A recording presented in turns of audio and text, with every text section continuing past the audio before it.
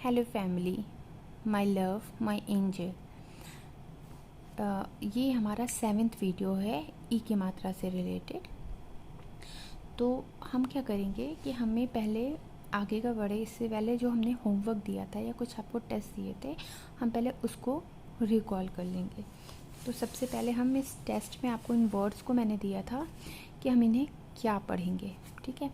तो ये हम देखेंगे, हमारा तरीका सेम वही होगा कि पहले हम वर्ण पहचानेंगे, उसके साथ मात्रा कौन सी है और उसके बाद हम बोलेंगे। हमेशा पहले वर्ण बोलेंगे और फिर मात्रा बोलेंगे, ठीक है। तो ये ख पे छोटी की मात्रा खी, सा पे बड़ी की मात्रा सी, श पे बड़ी की मात्रा शी, द पे छोटी की मात्रा दी, ठीक है। और ये आपको दो छोटी की मात्रा और दो बड़ी की मात्राओं को विच्छेद करने के लिए दिया था कि हम इसको अलग अलग कैसे लिखेंगे, कैसे समझेंगे कि ये हमने कैसे लिखा है और कैसे बोला है, ठीक है। तो सबसे पहले मैंने आपको बताया कि हमेशा वर्ण आता है तो हमने वर्ण लिख दिया और इसके साथ हमने मात्रा लगा दी, ठीक है। तो ये हमने लिखा है ही। सेम हम मी के साथ करेंगे। हम सबसे पहले वर्ण लिखेंगे और वर्ण के साथ मात्रा लिखेंगे, ठीक है। सेम हम नेक्स्ट के साथ री के साथ करेंगे। तो सबसे पहले क्या आएगा, वेरी गुड, पहले वर्ण आएगा र और इसके साथ मात्रा किस चीज़ की लगी है, बड़ी की, तो हम मात्रा लगा देंगे, ठीक है। ये क्या लिखा है, वेरी गुड, ये लिखा है ही, ठीक है। बोलना है, when I ask any question, मैं कोई क्वेश्चन पूछूँ तो आपको उसका रिप्लाई देना है, इसीलिए मैं आपको कुछ सेकंड का टाइम देती हूँ, ठीक है। तो ये क्या लिखा है, हा, सॉरी ही, वर्ण कौन सा है, हा। सबसे पहले हम वर्ण लिखेंगे और इसके बाद मात्रा आई है बड़ी की, हम वो लगा देंगे। आई होप कि आप सब लोगों के सारे आंसर सही होंगे। अब हम बात करते हैं आज का टॉपिक। तो हम इसमें करेंगे क्या, जो आपसे मैंने ये विच्छेद कराया था वो विच्छेद मैंने यहाँ लिखा हुआ है, ठीक है। हम क्या करेंगे, हमें इसको कंबाइन करना है, ठीक है। कंबाइन करेंगे, फिर हम इसको पढ़ेंगे और फिर हम समझेंगे, ठीक है। हमेशा याद रखिए कि जब ऐसा कुछ आ जाए तो इस बात को बिल्कुल याद रखिएगा कि मैंने आपको बताया हुआ है कि हमेशा हमेशा वर्ण पहले आता है और उसकी मात्रा बाद में आती है।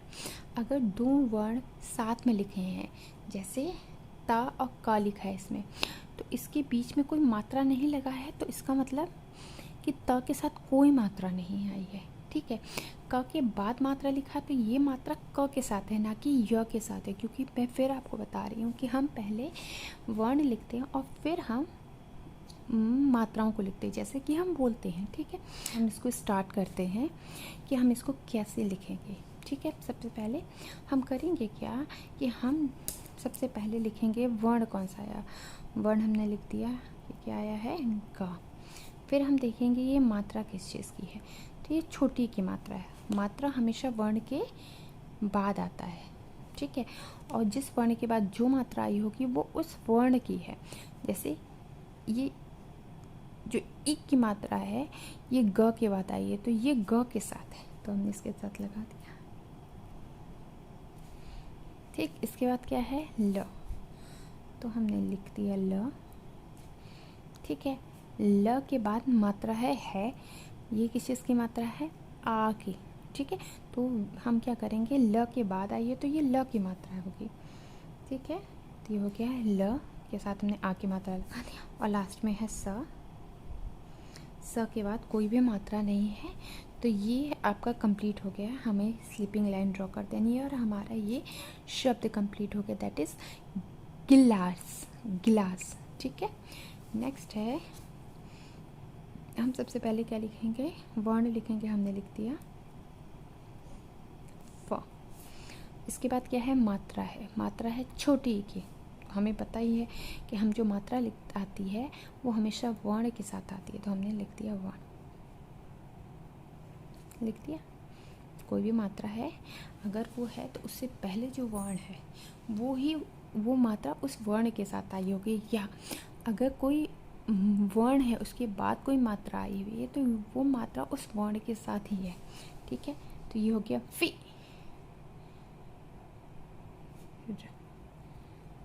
ठीक है, फिर।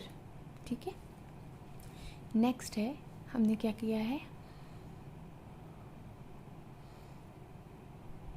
नेक्स्ट है ये हमने लिखा, इसको हमने लिखा चाय, चा लिख दिया।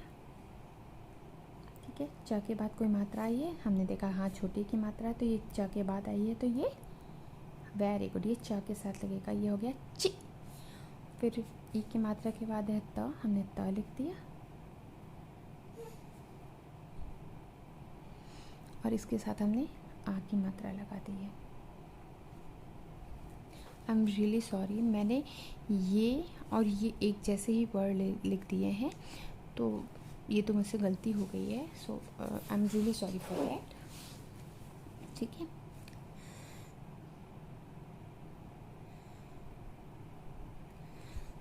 अब आप मुझे क्या करेंगे, अब आप मुझे एक वर्ड बताएंगे जो मैं इसकी जगह लिख सकूं। ठीक है, आप अपना एक वर्ड बताइएगा जिसको मैं लिखूं। ठीक है, मैंने स्लीपिंग लाइन ड्रॉ कर दिया, ये हो गया चिता, चिता।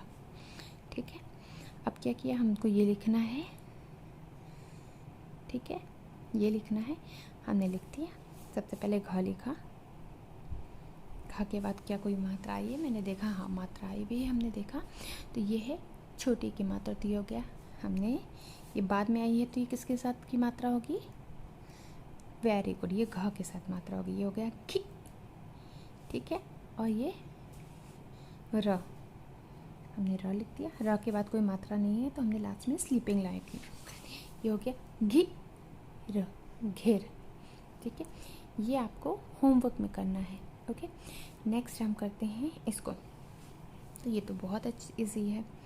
ठीक है, ये हो गया, हमने त लिखा, ता के बाद कोई मात्रा नहीं है, सीधे वर्ण आया तो इसके साथ कोई मात्रा नहीं लगाएंगे हम। वर्ण आया है क, हमने क लिख दिया।